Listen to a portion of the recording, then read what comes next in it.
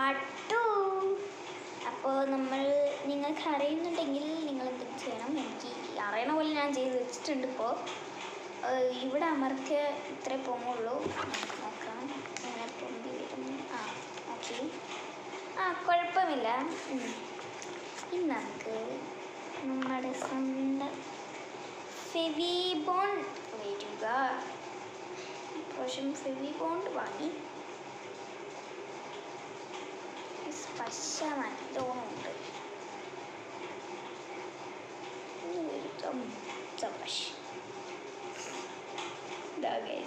ഒഴുകി വരും നമ്മുടെ ഫെവിബോണ്ട്. ഞാൻ ഒട്ടിച്ച് കഴിഞ്ഞിട്ട് കാണിച്ചു തരാം. അപ്പോൾ ഗായ്സ്, ഇവിടെയാണ് നമ്മൾ ഒട്ടിക്കേണ്ടത്. ഈ ഒരു ഭാഗത്തായിട്ടാണ് നമ്മൾ ഒട്ടിക്കേണ്ടത്. ഗ്ലൂ തേച്ച് കൊടുത്തിട്ടുണ്ട്. അപ്പോൾ എന്നിട്ട് ഫ്രണ്ടിൽ ഏതാണോ ഒട്ടിക്കുന്നത് അത് ഒട്ടിക്കുക. നിങ്ങൾക്ക് ഏതാണ് ഇപ്പോൾ ഫ്രണ്ട് വെച്ച് അത് ഒട്ടിക്കുക. എൻ്റെ ഫ്രണ്ട് ഇതാണ്.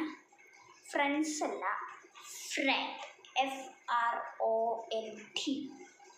അപ്പോൾ ഇങ്ങനെ വേണം ഒട്ടിക്കാൻ. നമ്മൾ ഏതാണോ മുമ്പിൽ ബാക്കിൽ വയ്ക്കാൻ തീരുമാനിച്ചത് അതേ ഒട്ടിക്കേണ്ടത് കേട്ടോ.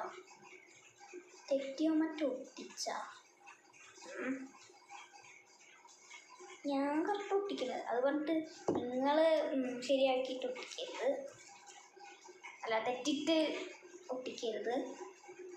എന്തെങ്കിലും ആവട്ടെ, അതൊക്കെ മാച്ചോട്ടെ. നമ്മുടെ റെഡി ആയിട്ടുണ്ട് സംഭവം. ആണ് ഞാൻ ഉദ്ദേശിച്ച സാധനം. ഇത് ഉണങ്ങിക്കഴിഞ്ഞിട്ട് നിങ്ങൾ പ്ലഗ് എന്നാക്കിയാൽ മതി. ഇനി ഇതിപ്പോൾ നമുക്ക് ഒരു പേപ്പർ എടുക്കുക,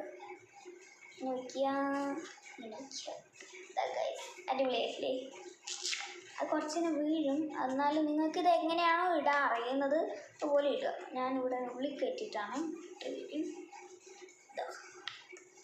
അടിപൊളിയായിട്ട് ഗൈസ്. എങ്ങനെയുണ്ടെന്ന് കമൻറ്റ് ചെയ്യാൻ മറക്കരുത്.